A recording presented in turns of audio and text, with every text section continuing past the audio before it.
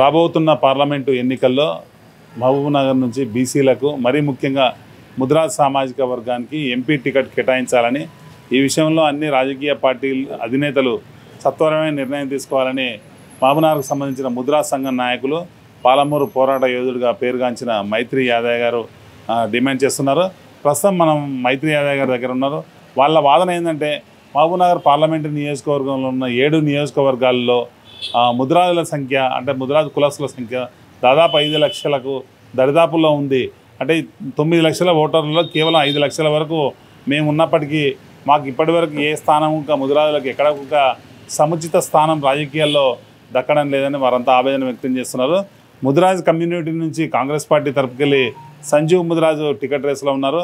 వీలైతే సంజీవ్ ముద్రాజుకు వెంటనే కాంగ్రెస్ పార్టీ అధిష్టానం టికెట్ను అనౌన్స్ చేయాలని వారు డిమాండ్ చేస్తున్నారు.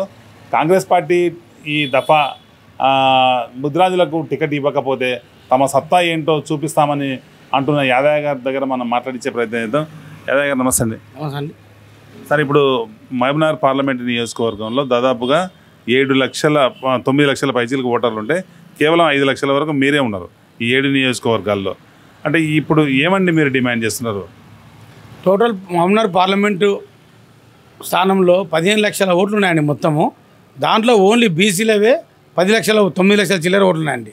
ఆ 9 లక్షల్లో 4,80,000 ఓట్లు మా ముదిరాలు ఉన్నాయండి.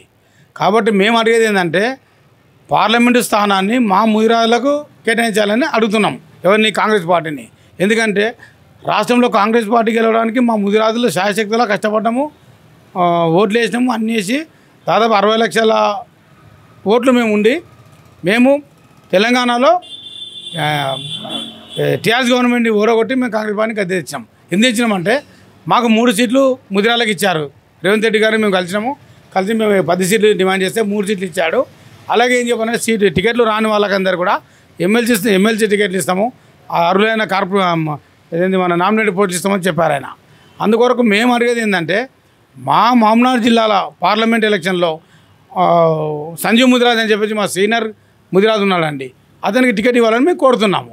అదేవిధంగా మా ముదిరాజ్ మా ఎలక్షన్ ముంగల మా ఇప్పుడు గెలిచిన ఎమ్మెల్యే ఎన్ఎం శ్రీనివాసరెడ్డి గారు కూడా క్రౌన్ ఫంక్షన్ హాల్లో మా ముదిరాజ్ సభ జరిగినప్పుడు అతను కూడా మాకు మాట ఇచ్చాడు. ఏమిచ్చాడు?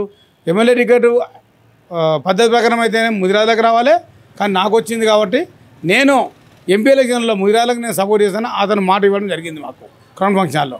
అందుకే ఎమ్మెల్యే గారు కూడా ఆ మాట కట్టుబడి ఉండి మా ముదిరాజులకు ప్రమోట్ చేయాలి. ఒకటి ఎమ్మెల్యే కాబట్టి అతను చేయలే కదా, చేయాలి.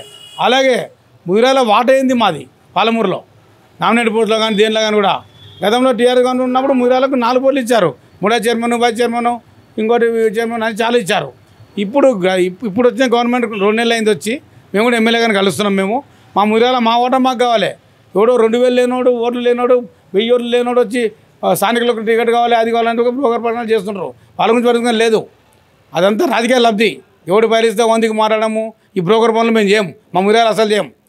వారు 2,000, 3,000 ఓట్లు లేకుంటే వాళ్ళు వచ్చి స్థానికులు కావాలి. స్థానికులు కూడా పేరు చెప్పాలి. స్థానిక అన్నప్పుడు ఏదో కమిషన్ల కొరకు అక్కడ వాడు ఎవరినో వేరే వాళ్ళు తీసుకొచ్చి పేదవాన్ని కాదు. మా ముదిరాజులకు మాత్రం ఖచ్చితంగా ఎంపీ టికెట్ మాకు ఇవ్వాలి. సంజీవ్ ముదిరాజ్ అంటే ఆయన సీనియర్ లీడరు, ఇప్పటివరకు చాలా ఏళ్ళ కలిపి వర్క్ చేస్తున్నాడు. చాలా Pradesh Congress committee general secretary అయినా. కాబట్టి అతనికి ఎంపీ సీట్ ఇవ్వాలని మేము ముదిరాజ్ సంఘం తరఫున కోరుతున్నాము, బీసీల తరఫున కోరుతున్నాం. మేము ఒకవేళ కాంగ్రెస్ పార్టీ మా ముదిరాజులని ఏమాత్రం పడుతుంటే దానికి మూల్యం చెల్లించవలసి వస్తుంది. మీరు